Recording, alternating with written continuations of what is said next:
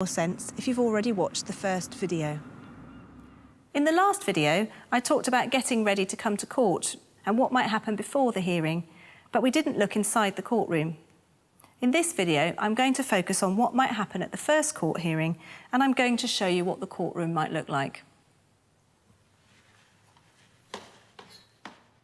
The courtrooms here in Bristol won't be exactly like the courts in other areas, but it should give you a rough idea, so let's take a look.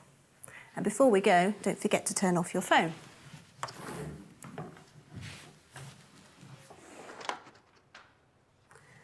Your case might be in front of a district judge. In Bristol, the district judges use a small courtroom like this one, and the judge will be in a slightly raised position. Usually, if you don't have a lawyer, you'll be invited to sit along the front row with your Mackenzie friend if you have one, and along from the other party and their lawyer if they have one. A party who's represented by a lawyer may sit next to their lawyer, or sometimes will be asked to sit directly behind them. And as you can see, in the family court, neither the judge nor the lawyers wear wigs or gowns. Every court will have a witness box. In modern courts, this is usually a small table like this one, rather than an enclosed box. Sometimes the judge will have a court clerk in court with him. They'll usually be sitting doing some administrative work quietly whilst the case continues, and they'll sit here. If your case is about children, and this is the first hearing, you may find that there is a CAFCASS officer in court with you. And this person might have had a brief chat with you when you first arrived at court.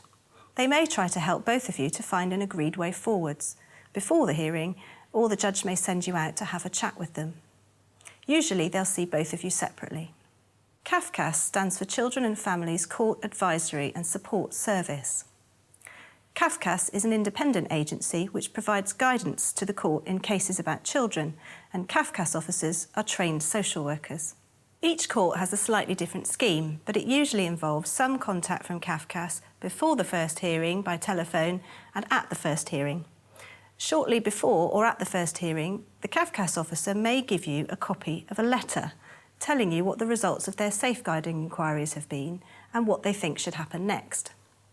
Not all courts are laid out the same as the ones that I'm showing you. In many courts, district judges will hear cases in chambers, which just means their office, and there'll be a horseshoe arrangement of tables which everyone will sit round, with the judge at his own desk at the top. It might look something like this. Your case might be heard by 2 or 3 family magistrates rather than by a judge. A family magistrate is a volunteer from the local community who makes decisions on family cases with the assistance of a legal advisor. Although family magistrates aren't legally qualified, they're usually quite experienced in dealing with family cases. They'll often sit in a courtroom like this one, with the legal advisor sitting in front of them. Sometimes cases are heard in larger courtrooms than the ones I've shown you, but the procedure and the process will be very similar, even if the design isn't so modern. People often worry about what to call district judges or magistrates. In fact, magistrates are just referred to as Sir or Madam, although people often say, Your Worships, this isn't strictly necessary. And district judges are also referred to as Sir or Madam. Your judge will probably be a district judge. If, though, your judge is a circuit judge, you should call them Your Honour. The court list outside court will probably say what sort of judge is hearing your case, and if it is a circuit judge, it will say His or Her Honour on that list. Ask the court staff or even the judge if you're not sure about this, but try not to worry too much about it. As long as you don't call anyone a rude name, nobody will be terribly offended. People also worry about what to wear to court. Again, try not to get too worried about this. We aren't allowed to film at court on a weekday, which is why this waiting area is so empty. But if we could, you would see a real variety of clothing. Wear something you feel comfortable in, and that's not going to be a distraction either to you or to anyone else. If dressing smart makes you feel confident, then dress smart. Most judges will simply expect you to take your hat off in court and won't be at all bothered if you're not wearing a suit. Eating in court isn't permitted, and chewing gum or crunching polos probably won't go down too well. Bringing hot or fizzy drinks into court is also not permitted, but there will be water in the courtroom. If you have a medical condition that means you need to pause for a snack or to use the bathroom frequently, let the judge know. Or if it's something that's a bit embarrassing, pass a message through the court staff. If there are other practical issues arising from a disability, do let the court know so that adjustments can be made.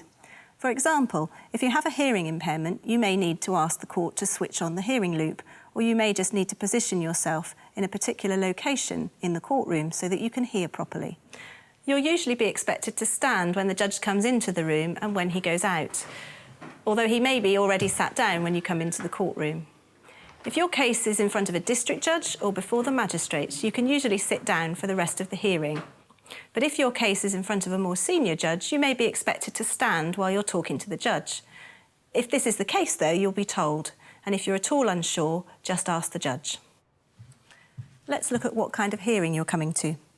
If the court order says directions or has a time estimate of something like 30 minutes or an hour, the court will probably be focusing on finding out about the case and getting the case ready for making a decision, but it's unlikely that any major or permanent decisions will be made on that day unless they are agreed. Don't forget that you won't necessarily be finished 30 minutes or an hour after the time the hearing is listed. The first court hearing you go to in most cases will be one of these short hearings. So although everything can be sorted out at the first hearing, if everything's agreed, you shouldn't necessarily expect everything to be sorted out in one day. Don't be too worried if you don't have an opportunity to say everything you want to about the case. The judge at a directions hearing will just need to understand an outline of what your position is and why, so that he can make a plan to get the case ready for a decision on another day. Remember to bring all the court papers to court with you so that you can follow what's being said and correct any errors. In the first video, I talked about how it can sometimes be helpful to speak to the lawyer for the other side before you go into court, even if all you achieve is to establish that you really don't agree about anything. You'll probably come away from a discussion with the lawyer with a better idea of what they're likely to say in court and a clearer idea of the things you need to think about and to focus on when you're speaking to the judge. You can also make sure that they have all your documents and that you have all of theirs, which should avoid surprises or delays. All lawyers have a duty to assist the court, so whilst they can't give you advice about the case and they have a duty to their own client, they mustn't mislead you either. As part of their duty to assist the court, the judge will expect them to try and agree things with you before the hearing, even if you're only able to agree about what you disagree about. If when speaking to a lawyer outside court you're asked to agree something and you don't feel comfortable doing so, just say you'd like to hear what the judge says first. It's fine to agree things outside court and then ask the judge to approve your agreement, but if you're unsure, you don't have to sign up to anything. During the hearing, it can be difficult to know what to say and when. And you'll naturally have lots of things that you're desperate to tell the judge. In the course of each hearing, every party will have an opportunity to address the judge, either through their lawyer if they have one, or directly if they don't. Often, if there's a lawyer involved in the case, the judge will ask them to summarise what the dispute is about at the start of the hearing. It's tempting to interrupt them every time they say something you disagree with, but try to avoid interrupting others whilst they're speaking if you can. You will be given a chance to have your say before the end of the hearing. If there's any disagreement about Mackenzie Friends, the judge will usually deal with that first. I suggest that before the hearing, you make a short list of the things you want to ask the judge to think about or to order at this hearing. As you listen, make a note of important errors or things you want to pick up on so that you're able to raise them when it's your turn to speak. Lists are usually a better way to make sure you cover all the main issues than a script.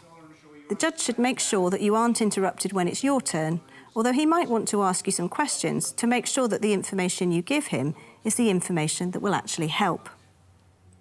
At the end of the hearing, the judge will decide what orders he will make. If it's a first hearing and you haven't managed to agree everything, the judge will make directions. These are orders telling each of you what you need to do to get the case ready for a final decision. The judge should explain those to you as he goes along, but if there are words you don't understand or dates that you don't catch, just ask the judge to repeat or to explain.